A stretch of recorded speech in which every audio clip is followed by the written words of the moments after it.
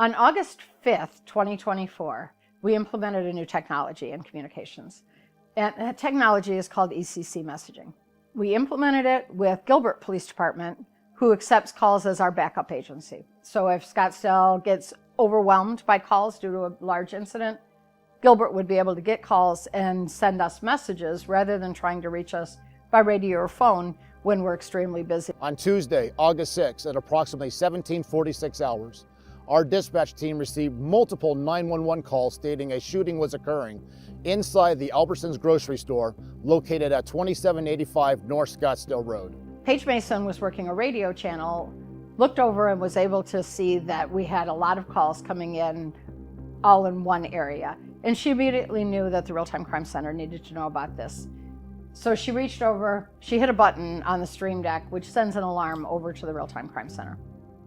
Comments to the call included statements of male shot in the chest, an active shooter situation, and potentially more than one shooter with at least 10 gunshots heard. Tracy received messages from Gilbert Police Department and was able to notify them that we'd received the calls and that we were handling the incident. Further comments from the 911 dispatchers and our Real-Time Crime Center indicated there were now at least 2 locations of individuals with gunshot wounds that were still undetermined to be the armed offenders or innocent victims. Officers showed no hesitation in their response to hunt for the shooters in the grocery store and the surrounding area. Officers began arriving on scene with unclear expectations on what or who they may encounter, but knowing tactical and life-saving responses were likely going to be deployed very quickly once they arrived. Thanks to the quick work by our dispatchers and Real-Time Crime Center techs, everything was in place in under a minute.